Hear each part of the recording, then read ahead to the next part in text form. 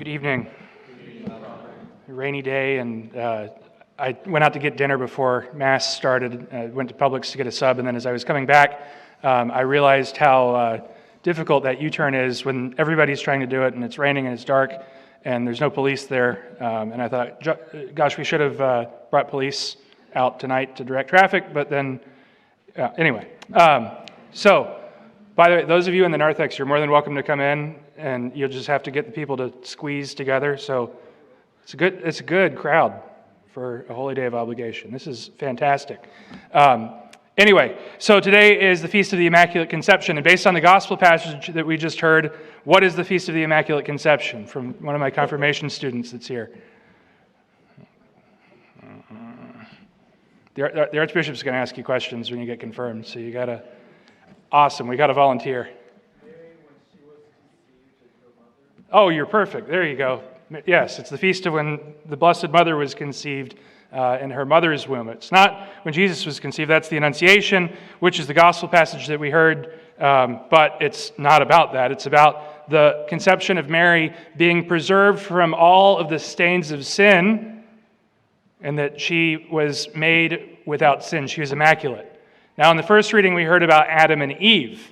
They were also made without sin, right? They were made by God in His image and likeness, and they were put into the garden to do God's will, and so therefore they were made without sin. It wasn't until the devil showed up and tempted them that they fell. And so it would stand to reason that this perfect being who will bring God into the world, who will make God man, the vessel through which that happens, it stands to reason that she too would be made without sin, preserved from the stain of sin, as we heard in the opening prayer, the collect, by the singular grace of the passion, death, and resurrection of Jesus Christ. Oftentimes people say, well, how could that be? What's the point? Why does it matter? How could the merits of Jesus, His death and resurrection 33 years later, how could that affect somebody back when she's conceived? However many, 33 plus 14, 47 years ago. How could that have happened, right? Well, I don't know. How could the resurrection happen? That's a pretty big... How could the Eucharist actually be present, Jesus Christ's body, blood, soul, and divinity to us? Those are good questions. But ultimately, we recognize that the vessel through which God entered the world had to be perfect. Go back to the Old Testament, the construction of the ark, right? Before they had the temple, they had the ark. And the ark contained in it the Ten Commandments, it contained in it the rod of Jesse, and it contained in it the manna, the bread come down from heaven, right? The commandments, the law, the word, the staff, meaning sign of authority, kingship, and then the bread, recognized as a precursor to the Eucharist. And so this vessel that was made, this ark that was made, had to be made without blemish. It was made from gold, and it was made to be perfect. It was made gold without blemish. It was carried on long poles, right? It couldn't be touched. Anybody that touched it would die. If a Nazi looked at it, his face would melt off. It's always good to work in Indiana Jones references. Probably if any of us looked at it, our face would melt off because it was just such a powerful thing. And so to the Blessed Mother, she carries not just kind of these symbols of the Word and of the authority of God and of the bread come down from heaven, the actual flesh of God. She carries the real thing. She actually carries Jesus Christ in her womb. And to do so, God prepared her before her birth that she would be without sin, without stain, without blemish. That we can look at Mary as a sort of new ark of the covenant, or an ark of the new covenant, right? She was the very first tabernacle to exist, where the body and blood of Jesus Christ resided. And so she was made perfect. We look back to Eve. Eve was made perfect, right? So through Adam and Eve, sin entered into the world. The devil tempted Eve, right? And Adam was supposed to be there to kind of say, hey, let's do what God told us to do. And the two of them fell. Right? They were disobedient to God. They recognized now this brokenness, this sinfulness. So God banishes them from the garden. He banishes them from paradise. He banishes them from heaven. They no longer are able to inherit heaven And who's the only person that can fix that? More than a person, it's God. God is the only one that can restore that.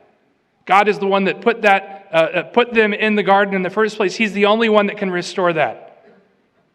And so over the course of thousands of years, as salvation history is unfolding and new covenants are being made with Abraham and with Noah and with all these different people, and then they've got a king and they've got chaos, and then finally the new and everlasting covenant is made. Jesus Christ comes to earth. God takes on our human flesh and walks around with us. To other religions, that's nonsense. That's heresy. It's crazy. God couldn't put on what he made, but he did, and he did so in order to perfect it, in order to perfect us. So then that begs the question, why do we have these holy days of obligation, right? The church says, okay, you got to go to Mass on Sunday, right, because you have to honor the Lord's Day. That's a good thing, right? We have to worship God, and so we have that Sunday obligation. And then we say, oh, we also have these other days, like the Immaculate Conception, like Christmas, that are so important that we're obliged to come and worship God, even if it's at 7 p.m., and it's inconvenient, and it's dark, and it's rainy. Earlier today, I looked at my calendar, and I might have said not the best thing out loud because I realized that I had Mass at 7 o'clock on Wednesday night, and I thought to myself, how inconvenient. And I live here. You had to drive here, so good for you for being here to worship God.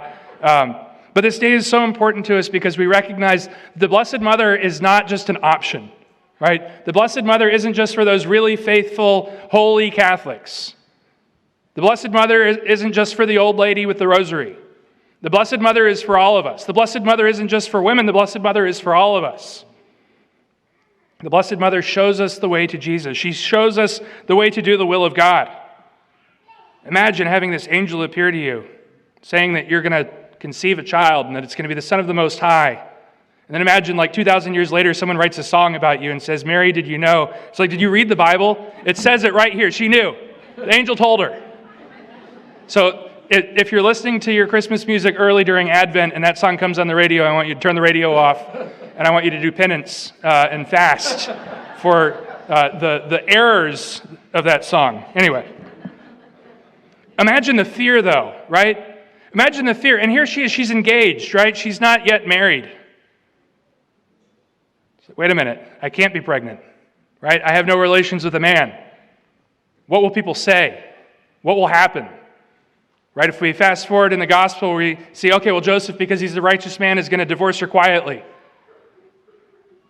But the angel comes to Joseph as well and says, take Mary into your home.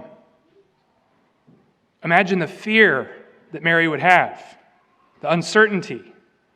But then at the end, what does she do? She says, behold, I am the handmaid of the Lord. May it be done to me according to your word. I don't know what's going to happen, but whatever happens, may it be according to your word. The Immaculate Conception is the patronal feast day of the United States, and it's an appropriate feast day for us to have the day after a runoff election, because ultimately we recognize that not knowing what will happen in our lives, not knowing what is ahead of us, being uncertain, that ultimately God has a plan for us, and we're called to cooperate. Sometimes that means there's things that we shouldn't do, right? He says, hey, don't eat the fruit off of that tree. If you eat the fruit off that tree, bad things are going to happen. I don't believe you. I'm going to eat the fruit off the tree, right? It's like a little kid. Don't touch the fire, right? Don't get your finger too close to the flame on the Advent candle on the dinner table because it'll burn you. I don't believe you. Oh, it burns. Okay, what do you know? Turns out Mom and Dad were right. Turns out God was right as well. Turns out God knows what he's doing. He has a plan. He has from the beginning of time. And so we recognize that when God calls us to something, we're called to be obedient. Not obedient out of fear, but obedient out of trust. Obedient out of love. Obedient out of the fact that God loves us so much that he came to save us. Why do we come to Mass? To encounter God. We encounter God on this day. We encounter God through the Blessed Mother, just as the whole world has encountered God in this real physical, tangible way, through the Blessed Mother. And so what is our response? It ought to be a response of gratitude. It ought to be a response of desiring to do the will of God. It's a nice little break for us in the midst of Advent where we have this season, or where we have this day, this feast, whereby we can recognize that indeed God is calling us to holiness. It's a little foreshadowing of heaven, right? We go from the more somber tone of Advent without the Gloria, and we have this celebratory day whereby we rejoice in what God has done for us. So tomorrow, on the actual feast of the Immaculate Conception, you know what you should do? You should eat ice cream. You should make yourself a big steak dinner. Do something to celebrate, right? To celebrate God's goodness to us. Next year is going to be even better because it's going to be a Friday, right? The day that we traditionally abstain from meat. But next year, since it's on a Friday and it's a solemnity, we get to eat meat according to canon law. So yes, that's wonderful. But so we recognize that on this feast day, God is made present to us through the Blessed Mother. Have we recognized God's presence in our life? Especially ask that to our confirmation candidates that are here. This is like the start of confirmation class, and then they get to go have their talk afterwards. Have you had an opportunity, a chance to really truly encounter Jesus Christ, the person? We know him in our head, right? Okay, it's God, it's the Son of God, he took on flesh. I don't quite understand that, but it's what we believe, so okay. But if we really had an opportunity to encounter God in a real way, whereby he's touched us, whereby he's transformed us, whereby he's changed us, whereby he's healed us, whereby he's really truly shown us his goodness. Not the goodness of whatever good earthly thing we can achieve or we can do, but the goodness of knowing that we're truly loved. The goodness of knowing that no matter what we do, that even if we are disobedient, that even if we do eat the fruit off of that tree, that even if we do stray away, that we have a God who loves us, who forgives us, who desires for us to return back to him, who desires for us to be in his presence, in his midst. And he instituted this church, the Catholic Church, the one holy Catholic and Apostolic Church. He instituted this church so that we may indeed recognize God's presence to us each and every day. And so again, the church says, okay, there's some days that are really important. There's some days that are really important, and we got to go to Mass, we got to worship God, we got to give thanks for the blessings in our lives.